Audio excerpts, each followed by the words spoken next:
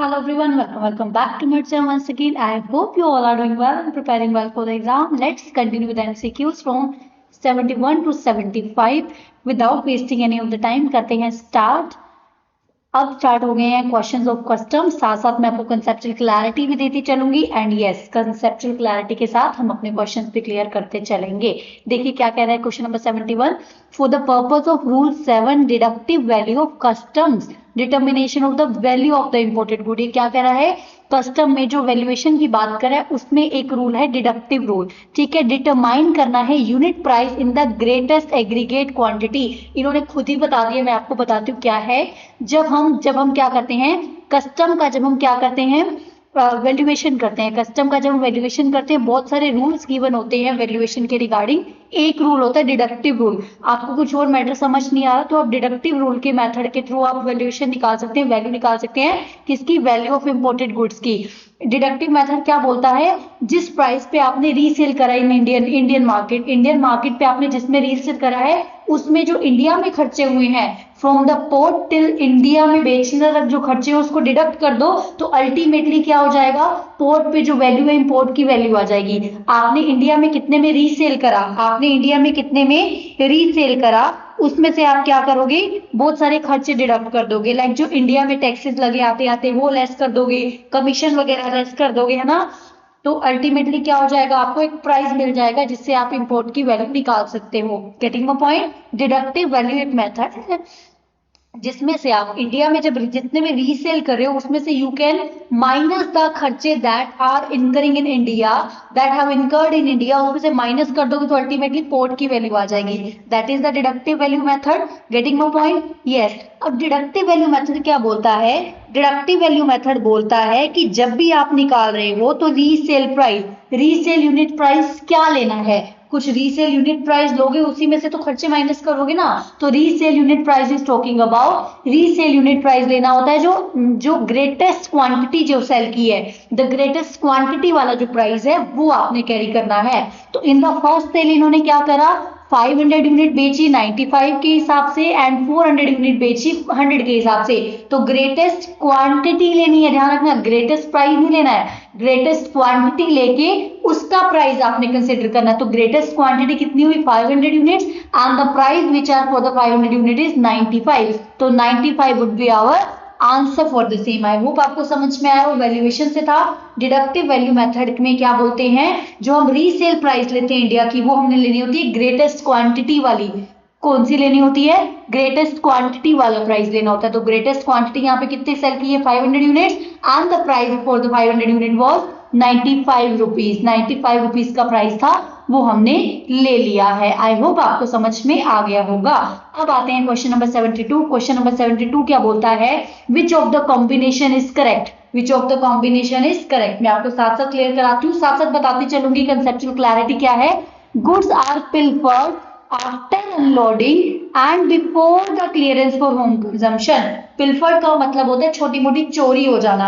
आपने बहुत सारे बॉक्सेस मंगवाए उसमें से एक या दो कुछ पीसेस से आपकी चोरी हो गई, छोटी छोटी चोरी हो जाना, दैट इज कॉल्ड द पिल्फर्ड। तो पिल्फर्ड का मतलब क्या हुआ, पिल्फर्ड कब होना चाहिए, सबसे पहली बात चोरी कब होनी चाहिए, छोटे छोटे थीफ, छोटा छोटा जो थेफ्ट है दैट इज कॉल्ड द पिल्फर्ड। वो कब होना चाहिए, after unloading but before clearance for the home consumption. Means जब पोर्ट वाली अथॉरिटी के हाथ में जब गुड्स थी देन इट इज पिल्फर्ड। तो पिल्फर्ड तब बोलेंगे कब, आफ्टर अनलोडिंग पर before clearing of home consumption. तो क्या होता है जब गुड्स हो जाती है पिल्फर्ड, व्हेन द गुड्स आर पिल्फर्ड, तो आपको क्या करना होता है, no liability to pay the custom duty. एक बात बताओ, जब आपकी गुड्स चोरी हो गई तो क्या आप उस पर ड्यूटी पे करोगे, चोरी कब हुई, after unloading but before the home consumption, before the clearance of home consumption, मतलब जो पोर्ट वालों के हाथ में था तब चोरी हुई तो आपकी लायबिलिटी नहीं है। अगर वो आपको रिस्टोर कर देती है, हम giving you extra conceptual clarity, अगर वो गुड्स को रिस्टोर करके दे देते हैं आपको तब तो आपको पे करनी पड़ेगी ड्यूटी पर। बट पिल्फर्ड की केस में अगर आपकी पिल्फरेज हो चुकी है then you are not liable to pay the custom duty, then you are not liable to pay the custom duty. तो पिल्फरेज के केस में क्या हो जाएगा, no liability to pay the custom duty. उसके बाद गुड्स आर लॉस्ट और destroyed, goods lost होगी डिस्ट्रॉयड होगी। पिल्फर्ड होती है छोटी छोटी चोरी, लॉस्ट और डिस्ट्रॉयड बड़ी चोरी होगी, बहुत बड़ी चोरी। कहीं आपके बॉक्सेस ही निकल के खत्म हो गए, वहां तो बॉक्सेस के अंदर कुछ छोटे छोटे पीसेस चोरी हो गए, यहाँ क्या हो गया, लॉस्ट और डिस्ट्रॉयड हो गया। कब हुआ? Before clearance for home consumption.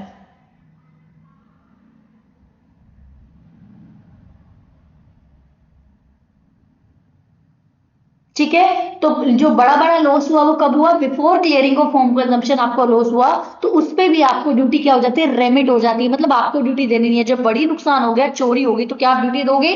नहीं, उस पे आपकी ड्यूटी की रेमिशन हो जाएगी, माफ हो जाएगी। ध्यान रखना, पिलफर्ड के केस में क्या है? No liability to pay the duty, बस गुड्स लॉस और डिस्ट्रॉयड के केस में माफी हो जाएगी, रेमिशन हो जाएगी, रेमिट हो जाएगी। बट एक केस आता है, गुड्स आर डैमेज और डिटीरियोरेटेड। डैमेज का मतलब क्या होता है? पूरी की पूरी गुड्स आपकी खत्म हो गई ऑलमोस्ट। डैमेज के केस में क्या होता है कि पूरी की पूरी गुड्स आपकी खत्म हो गई, डैमेज हो गई, अब वो यूज करने लायक नहीं रही। डिटीरियोरेटेड क्या होता है? डिटीरियोरेटेड के केस में क्या होता है? डिटीरियोरेटेड के केस में क्या होता है कि आपकी जो गुड्स की क्वालिटी डाउन हो गई है, गुड्स की क्वालिटी डाउन हो गई है।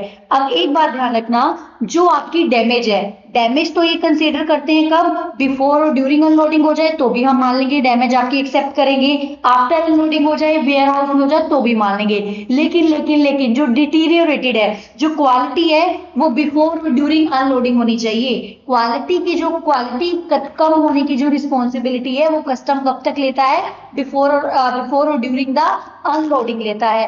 अब एक बात बताओ, डैमेज हो गई गुड्स आपकी, एक पीस था पूरा इतना बड़ा, छोटा सा नीचे से टूट गया, या तो आप उसको एक्सेप्ट ही नहीं करोगे, एक्सेप्ट ही नहीं करोगे मतलब गुड्स का अबंडन कर दोगे, एक्सेप्ट ही नहीं करोगे मतलब गुड्स को अबंडन कर दोगे, then you are not liable to pay the duty on it. But in case you are taking the delivery, deteriorated goods आप ले रहे हो, तो एक बात बताओ, जितना आप अच्छी खासी, जब गुड्स की क्वालिटी बेटर होती, गुड्स की क्वालिटी जब बेटर होती, जब आप ड्यूटी पे करते, बट अब क्या है, गुड्स की क्वालिटी कम हो गई है, तो अल्टीमेटली आपको कुछ तो आपको डिस्काउंट मिलना चाहिए ना ड्यूटी पे, तो उस डिस्काउंट को बोलते हैं abatement of duty.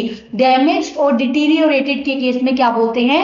Abatement of duty. मेरे साथ रिपीट करो, पिल्फरेज के केस में क्या होगा? No liability to pay the duty. Pilferage के केस में क्या होगा?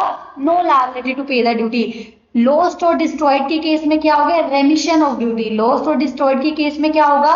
रेमिशन ऑफ ड्यूटी। बट जब डैमेज और डिटीरियोरेटेड हो जाए, डैमेज हो गई मतलब पूरी गुड्स खत्म नहीं हुई है, कुछ पार्ट उसका टूट गया है, तो ऑब्वियस सी बात है मैं पूरी ड्यूटी को पे करूंगी, मुझे तो डिस्काउंट चाहिए, तो डिस्काउंट को क्या बोल रहे हैं? Abatement of duty. Abatement of duty. यहाँ पर हमने कंसेप्चुअल क्लैरिटी के साथ साथ आंसर भी सॉल्व कर दिया। पिल्फरेज में नो ड्यूटी, 1 के साथ 2, 2 के साथ 3 एंड 1 के साथ 3, 1 के साथ 2, 2 के साथ 3, 3 के साथ 1। Yes, C must be the answer for the same. I hope आपको ये चीज समझ में आ गई है। Let's move to the question number 73। Please wait for 1 second.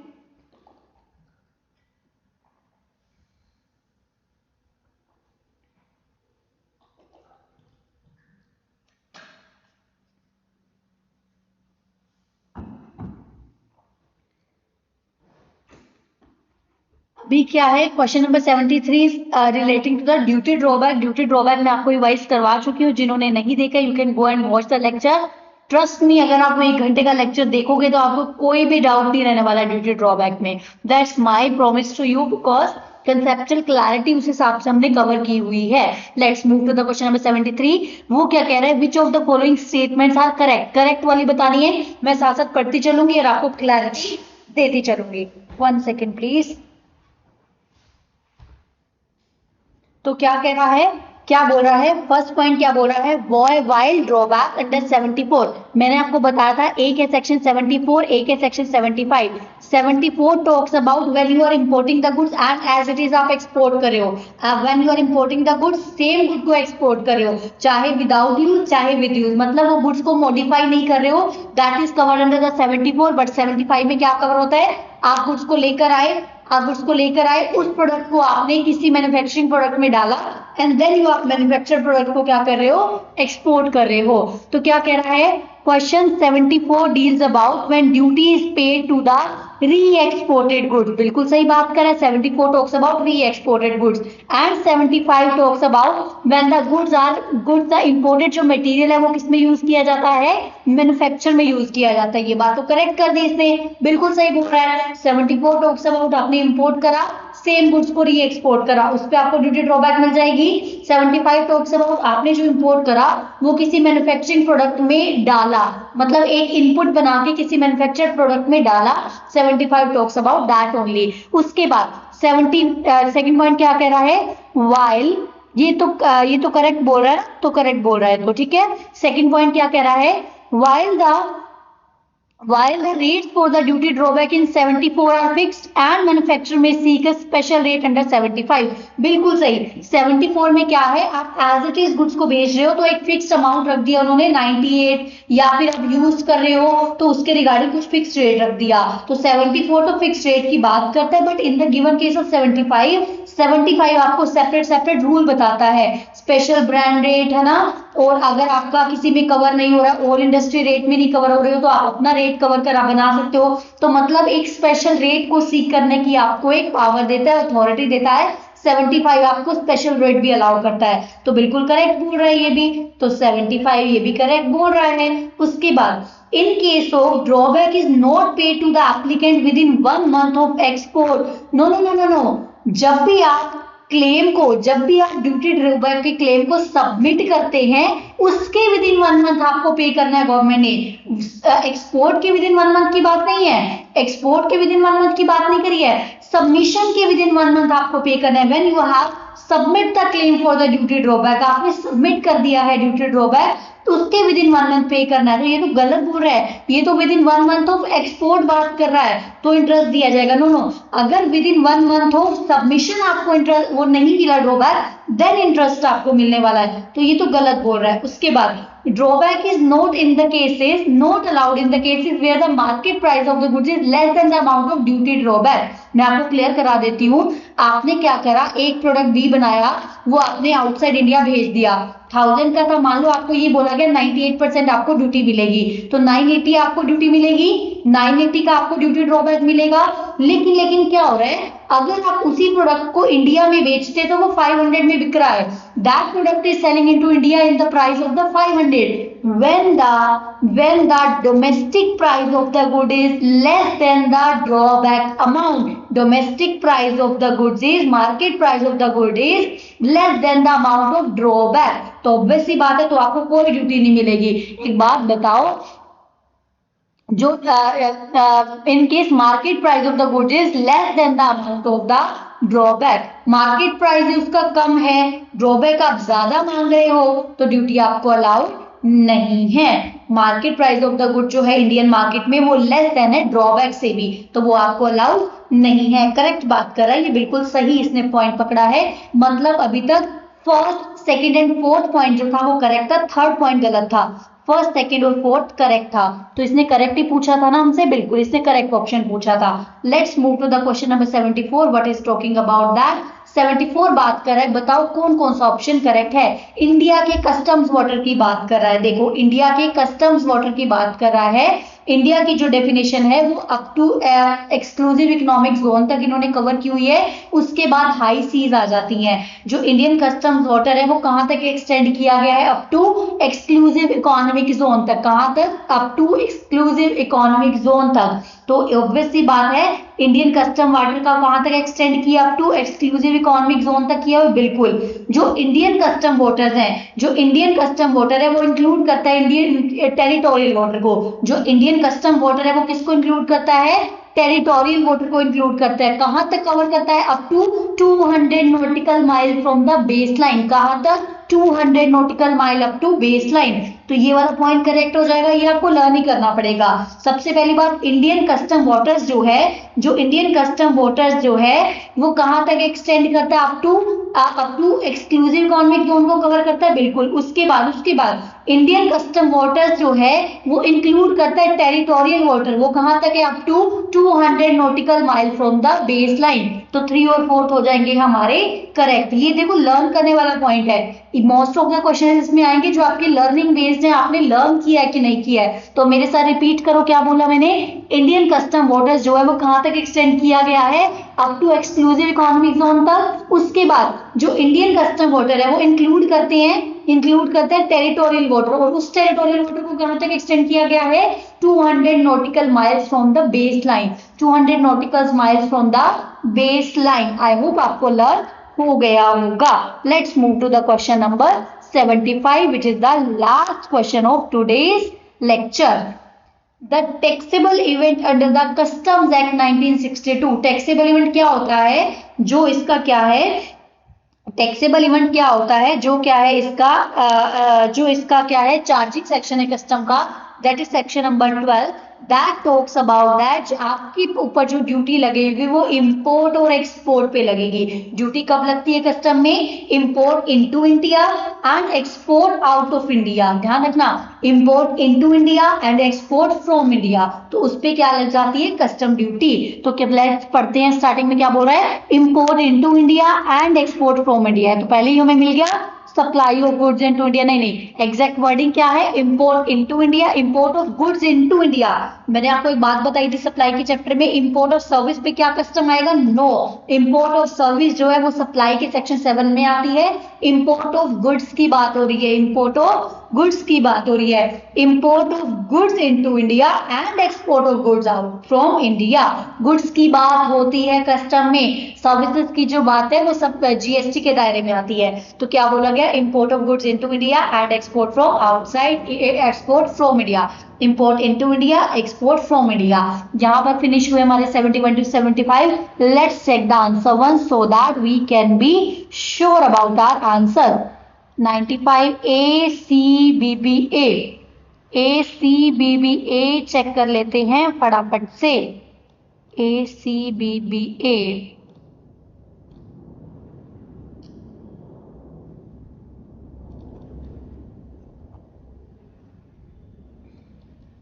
ए, उसके बाद सी,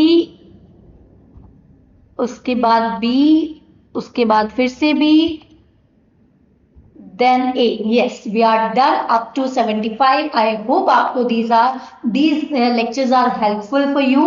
If these are helpful, then please share it with your friends as well so that everyone can take the benefit of these lectures. Because कोई हमें करवा रहा है, मेरा main purpose क्या है? लिंकिंग करना, कि जो भी एक पॉइंट आ रहा है मैं उससे रिलेटेड सारे कंसेप्ट्स आपको रिवाइज करवा दूं, है ना। चलिए मिलते हैं next time. Till then bye bye, take care, stay connected, stay motivated. Still you have sufficient time in hand. Examination अभी भी आ सकती है, हम सारे सब्जेक्ट्स में अभी भी पास हो सकते हैं, ग्रुप हमारा क्लियर हो सकता है। चलिए till then bye bye, take care.